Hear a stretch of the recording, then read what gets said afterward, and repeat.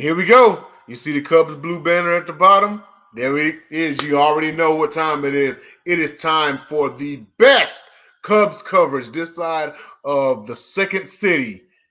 This is Cubfidential, and I am your producer, Denzel Snipes. And also joining, oh, wait a second. He's MIA tonight.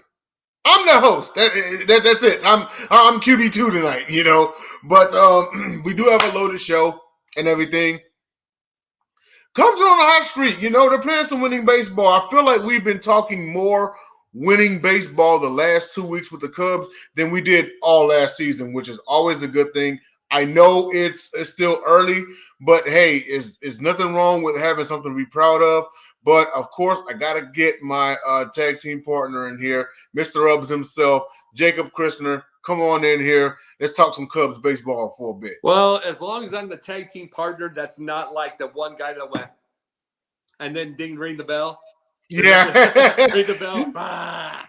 Yeah, I know, right? Well, as long as I'm not that guy. Well, in theory, which one would you rather be, Hawk or Animal? Animal. Hawk. See, back in the day, a Hawk took all the beatings. So I like the idea of going in, taking the tag, and beating the crap out of people. Yeah. Animal usually was the cleanup guy of the two. Yeah, I like the cleanup guy. I don't want to take that many bumps.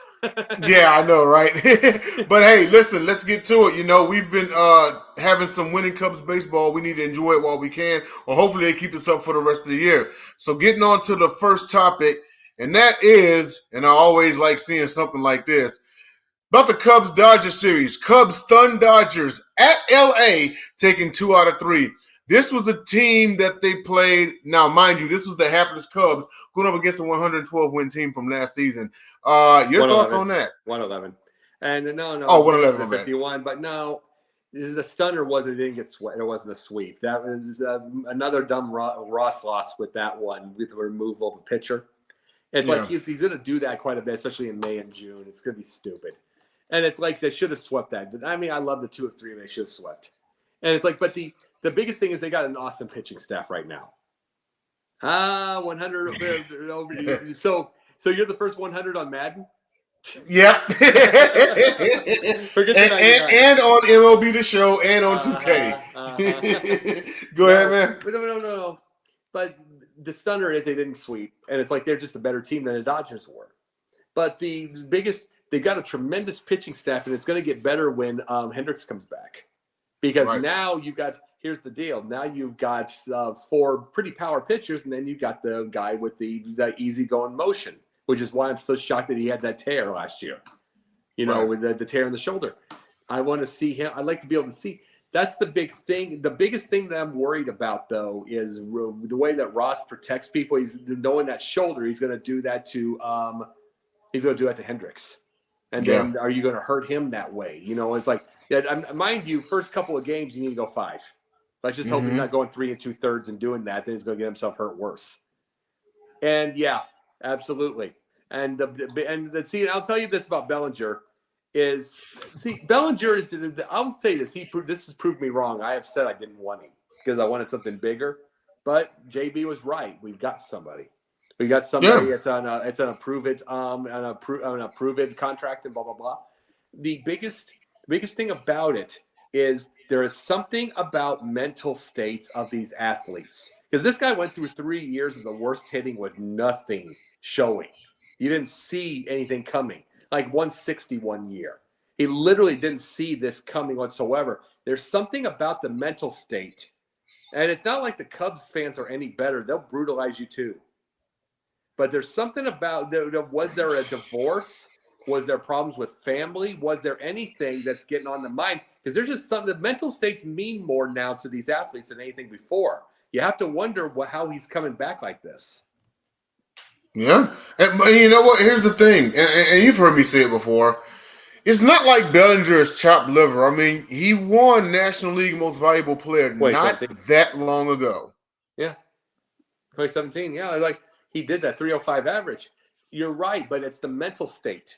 Remember, he went from that 305, got all that money, and then boom. Then boom. And I mean, I'm just like, it was literally like Ankiel as a pitcher. He just went all the way down, and it's like, And mind you, he didn't go like Javi Baez is right now. Good God. Yeah. It's like, it's a good God they didn't do that. But, I mean, Baez has just said that his mental state's gone. We have to wonder what happened there. But at the same time, how does one with a mental state come back unless there was another story behind everything? He literally could not hit a thing for about 3 years. And he'd hit his power. Like, for instance, I was talking about one of the things where I was wondering he had his 5-for-5 game, and then you're wondering if he was going to hit for 2 more weeks. He is, true. But that used to be what he did in the Dodgers. He did a 5-for-5, and then he'd go 2 weeks with 3 hits. Yeah. Well, you know what? Sometimes, because, baseball, that's the beauty of the sport. You're always one swing away, right?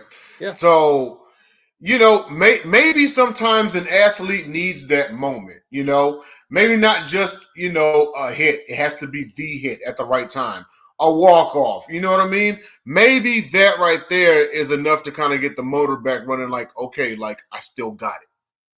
All I know, you want to know what I wish Tony Gwynn was alive. And I'll tell you why. There's something he did that he never brought up ever, okay? Mind you, he got fatter later and he still hit. But we're not talking about anything physically.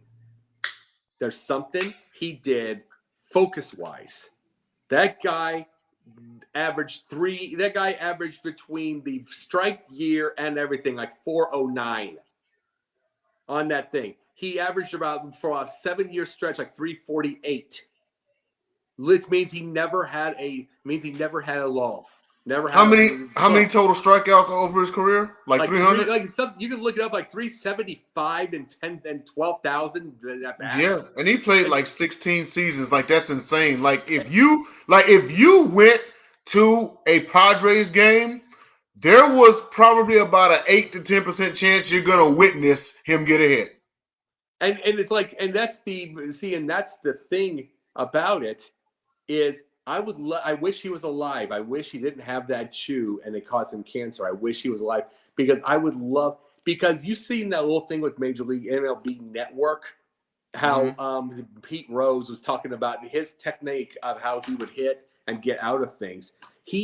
I wish there was a seminar, but hypothetically, let's get another universe, Tony Gwynn's still alive. A seminar of the mental between Tony Gwynn and the physical between Pete Rose of learning how to hit. Yeah. We have two guys that literally did not have the slumps ever. And it's like, and as I said, Pete Rose would be the physical side and Tony Gwynn would be the mental. And you could have this thing. I think you could bring some major league hitters out of that. And I'm like, I would love to I wish Tony Gwynn was alive so I could ask him how he kept that focus for 16 years. Yeah. I mean, when there are so many hitters that have 2 and 3 years of rough. You know what I'm saying? They have 2 and 3 rough years and have to get themselves back. How do you do that? I want to know that focus. Yeah, it has to be something like, I mean, there's God-given talent, of course, but there's also some sort of work you have to put in. It's just curious to find out, like, is there what a meditation? It might be meditation. It might be some kind of exercise. I don't know. It'd be real interesting to hear what its focus was. But we do have to get on to our next topic, and that is another series. And I get it. It's the hapless Athletics. Granted, last season, the Cubs weren't much better. Okay, I know the Athletics are 3-15. But this is still pretty damn impressive. They sweep the A's on the roads, including a 12-2 blowout. Across the series, they outscored them 26-3. 26-3 in a football game is a blowout. Now, you put up 26 runs in a 3-game series. That's crazy. Your thoughts on this series? Oh, yeah. I'm looking up because these days right now, I'm looking up Dansby. You know what I'm saying? Mm-hmm. And by the way, the Lakers lost tonight. And huh? Yeah, they did. Yeah. But no, I'm looking up Dansby because Dansby has been pretty, and if you get this, Dansby Swanson 0 for 2, but 3 runs. He's at 30-33 average. I said about 280 by the end of this year, and that's heading about that way.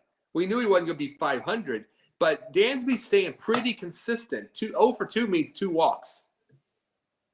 Mm-hmm. You know what I'm saying? So he's getting my big thing. I'm interested. I'm looking this up right now. I would love. Okay, full player profile. I want to see what his OBP is. No, his OPS is 813, but his OPS is 813. But I'm taking a look at this right now. Regular season here. Let's see. Hold on a second. Right now, he has no home runs. That's the funny part. Yeah. But no, it means he's hitting everywhere, though. You know what I mean? Absolutely. It means he. I'm just saying though, it means he's hitting everywhere. His OBP is 432. Wow. Yeah, and it's like I don't. This is the thing people keep talking about. They're going by media. Dansby. They're going by media, and they're going by this whole thing. He's getting on base. He's hitting all fields. That's what wins World Series. That's what gets the thing whatsoever. That's the consistency of everything. That's a 280, but he can still be if he walks, he can still be a 400. Of course. And he can still be a 400 OBP, which get a couple of those, and the Cubs are in the playoffs. Yep, absolutely. Nico Horner's 347, by the way. Look at just how they're hitting across the board, man. It's crazy. You know, like the top three are 347, 333, 323. Number 6 is 333. Number 8 is 345. And yeah, I mean, but the biggest thing about that is and Ian Happ's 323. So I just showed you where the fans wanted him out of there and trying to put him on trying to lynch him and everything like that for hitting 160. That's another one that found himself. But those are the things about it. Do you notice? Hey, someone's handcuffed Ross and made him keep a leadoff hitter. We could have had this with Dexter Fowler and continue to run. Yes. Yes. Guess what? Hey, the novel concept, a leadoff hitter. I said last year I wanted Horner or Seiya Suzuki. Guess what? I've been right. I want a leadoff hitter, and you're going to get this. And look how they're hitting across the board. And even the ones that are not. The Wisdom's 279 hitting home runs. The worst thing is 245. You know, and people don't realize the importance, like the sheer importance of the leadoff hitter. Like, you remember when the Stros won their first title and our leadoff was George Springer? Yeah. And how many times, at one point in time, he led the majors in leadoff home runs. Now our leadoff guy is Altuve. Like, there's got to be that guy to set the pace. Like, just imagine if the Cubs, I'm not saying he would have been the sole reason, but just imagine if the Cubs had kept Fowler. Oh my God. Dexter in a full year would have been 300. He was a smart hitter. I'm just saying, just for that thing, I'm talking about the next year. You know what I'm saying? I mean, that was such a smart hitter. And it's like, then he was so good in the playoffs. You know what I mean? And it's like, when do you keep it? It's like, we had like 50 leadoff hitters, 75 or something since that time. The Cubs did. Yeah. It's like you're sitting here trying to figure it out, but it's like, but you tried to fix what ain't broken. See, you know what that is? That's ego. That's ego. And it's like, see, the one big thing about it. Joe Madden egotistical? I'm talking about trying to fix what's not broken, and that can be an ego, even if you're winning. And it's like, you don't need to fix it. You don't need to fix it. And that's the point. It's like they did this. And personally, to me, the way, like I said, I wanted to coach one day. If I was the coach, the one big thing is I don't want to fix what's broken unless there's an injury. And I want to teach them to make their own decisions. Yep. I can make decisions all day long, but how good is the team going to be if I would go down? I want them to make their choices. Yeah, absolutely. So on to our next topic, and that is, so the Miami Marlins organization trolled the Cubs, and they advertised Bartman Appreciation Weekend for April 28th through the 30th. They actually announced that it came out as an error, and there was never serious talks about the promotion. But the team sent out an email promoting the promotion, further proving their intention to theme the weekend after Bartman. So it's like, oh, we were trolling, but then now all of a sudden, like, it's been proven that they were kind of serious. Like, I don't know, like, what's your take on it? How many people were around during that time? And those fans, for one thing, not many fans by itself. They're 10-9 right now. That's a miracle thing considering where they've been. How many fans were around from that year? They don't have any fans to begin with. How many were around during 2003? Yeah, how many were around really when they won the World 2003, I was Series? 25 years old. 2003, I was 25 years old. I'm like, how many people were around during that time? A lot of them are going to say, huh? Especially when people don't watch the Marlins unless they get to the playoffs. And considering that they're in a third year, I'm shocked that Kim Yang is another year. Truthfully, because we were talking about this with the basketball coaches that we talk about, and not getting themselves a shot. I'm surprised they gave her another shot in the first place. But there ain't gonna be many more shots if you don't win. Yeah, that's true. And it's like, absolutely. and if there's 3 losing seasons, is she gonna get another shot? That's why I wanted that when you want if you want to be able to make history, you put her on something like the White Sox. You know, teams with talent to make them look good. You don't put them just in a team when you have no shot just to make, because it makes it look like, see, we did it. But see, we did this, and it's like, and I can't see Kim Ng green lighting this in the first place. This just looks stupid, and it just looks stupid. But yeah, that's true, Will. The biggest issue, though, about the Marlins by themselves is the fact that they're actually NL Central. They're NL Central.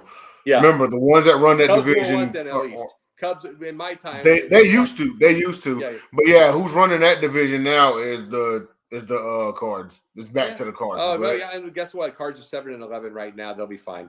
You know, it's that's just what they are. You know, it's like they'll struggle and then they'll make a huge run because it's what they do. But and that Jordan Walker's ridiculous.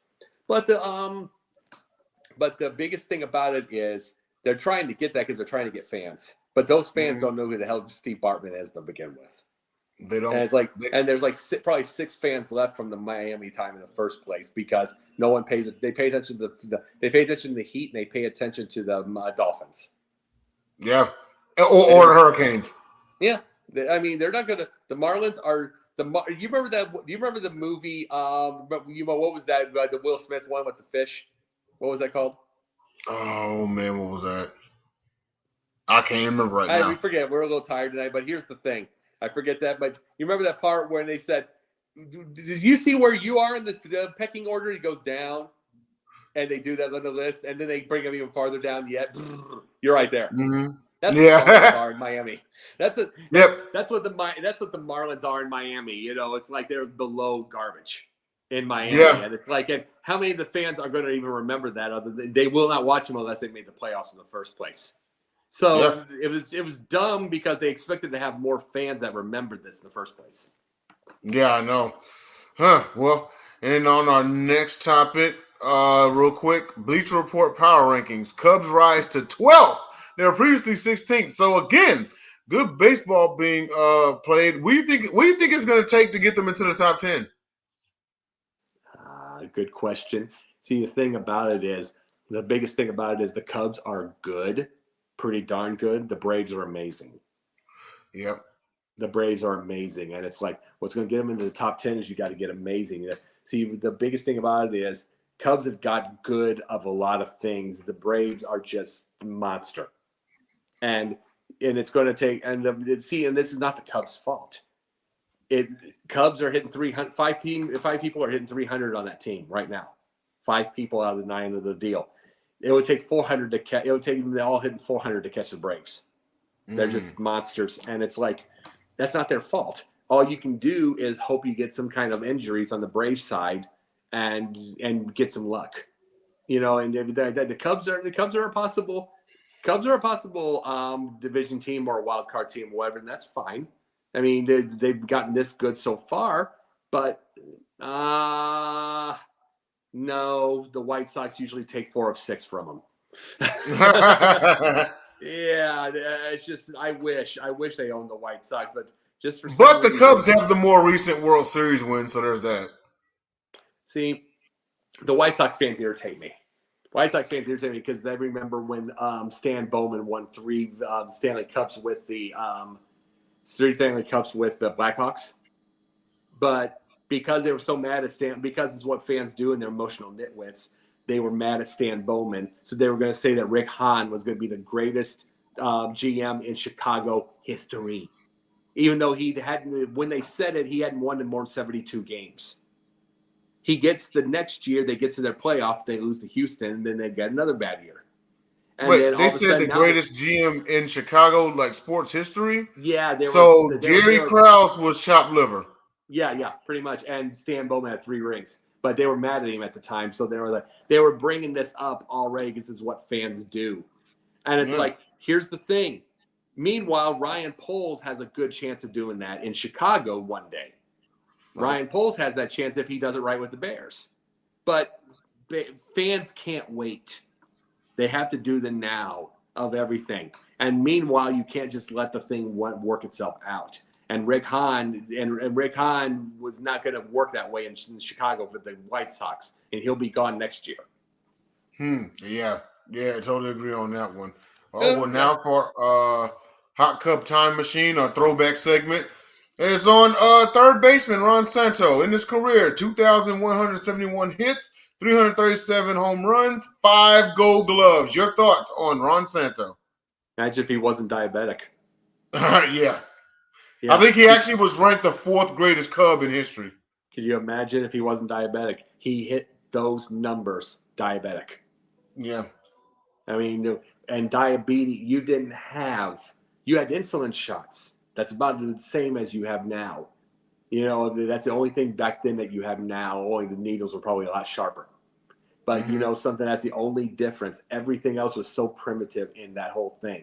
It means you had to go get something sugar to bring your blood sugar up and do everything. He had to do that in 1969, 67, 71, 73. You had to do all those and keep that kind of stuff up, keep those numbers up, keep that production up. That tells you by itself. If he's healthy, he probably has 500-600 more hits. That's nuts. Oh, if he's healthy, he definitely hits 3,000. Yeah, and it's like his main thing was health. His thing was health. It's like, and it's unfortunate because he was the biggest Cubs fan we've ever known in our life, and he died early. Yeah. I mean, I would go as far as saying he probably hits 500 home runs and maybe 1 more Gold Glove. Oh no, 1 or 2 more. And it's like, but see, the thing is, it's all health, and it's like, people don't realize how rough diabetes is.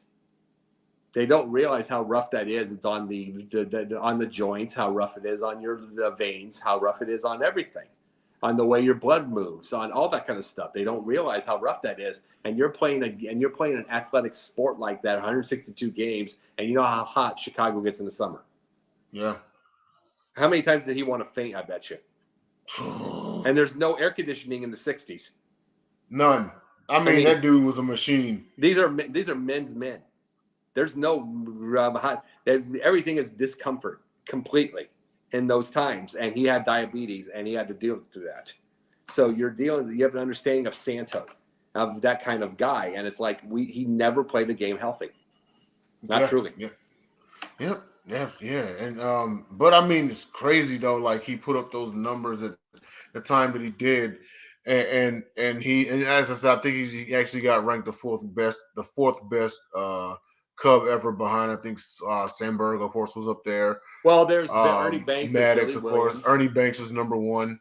You know, so, but no, I mean, definitely, if any player today, you know, any Cubs player does anything that Ron Santo did, they're in like pretty damn good company. You know, but no. Yeah, but it's like see, there's probably more. Here's the deal. There's probably quite a few diabetics in the league that we don't know about. You know, there probably is right now, but the technology and the medicine to handle that, there's air conditioning now in the clubhouses.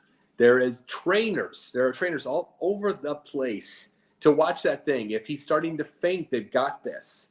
They've got that kind of deal right now. Plus the fact their contracts would be, I mean, you got to remember, they went 1-year contracts most of the time, and you had to, and it's like, oh, you getting this much and that's done. Contracts going to be able to take care of their health and do all this stuff as long as it is. Everything's so different now. All right. That's true. It is true. And you know what? Great you bring up that point, because, insulin medicine is pretty damn expensive. Yeah. Oh, yeah. I mean, insulin's nuts. And it's like, and you have to be that wealthy to be able to get that by itself. And this is where the whole insulin thing was where I got mad at the whole political aspect of when I brought up that we need to have a I brought this up in one of our other shows, like with the pundit point, the prime pundit point. Mm-hmm. But it's free promo Wednesday. Yep. But when I brought that part up, was that's why we need to see political things that start working together and get everything. Because the last president had it lowered through executive order, it got erased, and it's like, you want to know what that looks like? That looks heartless from the other side. If the thing was lowered and you did that stuff, you did because you wanted to make political points. There are people out there who can't afford this stuff. There are people, we don't have to like the person, but there are people that can. You look heartless. You look more heartless than that guy, and that's hard to do. And that's hard to do. And that's the point about something. We got to quit the radical stuff. We got to quit the revenge. We got to quit everything. And that's what I wanted to bring with that. It's like, this is not the time anymore of Ron Santos' time. We have more technology, but it's still that expensive. Yeah, it still is. And our very last topic, of course, everyone's favorite, Cub or Dud. Cubs will have a better road record than home record in 2023. They are currently 5-2 on the road versus 5-4 at home. What do you think? Cubs going to be road warriors this year? Nah. I mean, they had to mess around with Oakland. I mean, the Dodgers thing is making people think that. The Dodgers, but it's still early. It's like, I mean, you're going on the road against Atlanta. You're going against the Mets. You're going against it'll come back down to earth, but they'll win their games. They'll win their games. It's because they're going to be a good team this year. The Cubs will. They're going to be good. Mm-hmm. They'll have their little duds somewhere down the line, but they're going to be a good team. You figure, right? If the Cubs against like the contenders, okay, if they can at least win one game of that series, but then beat the teams they're supposed to beat, is 81-81 a fair shot? Yeah, but I think they've got an 87-88 win team out of this. I mean, why not? They got an 87-88 win team. It's like it's because here's what's going to depend. Will Ross like stay back and quit moving Nico Herner around? Quit all that stuff. Oh my God, he's hitting thing. Let's put him fourth. Let's quit that. He did that 2 years straight. Will he avoid doing that? And will he learn his lesson on something like that? So far, Nico Herner stayed the whole way now. He stayed in one spot now. Most of the time, the thing is staying in one spot. If they stay in one spot and the Cubs, avoid injuries, they'll be fine. You're right. Absolutely. Well, that wraps up our show and pretty much loaded Wednesday on Sideline Sports. Thank everybody for tuning in. Shout out to Will Vogel in the comments. We made 30. Could have made 30 more. We did. We're all good, man. We're all good with the half hour. Shout out to Will Vogel in the comments. Everybody, please hit that like and subscribe button for Sideline Sports. Anyone who has watched the previous two programs, you know where to find Jacob. To those who don't, Jacob, once again, where can everyone find you? Don't know where. I'm just going to sleep on the couch. He'll babble in his sleep. Yeah, absolutely. Sunday nights, basketballs with you and Will and Scott.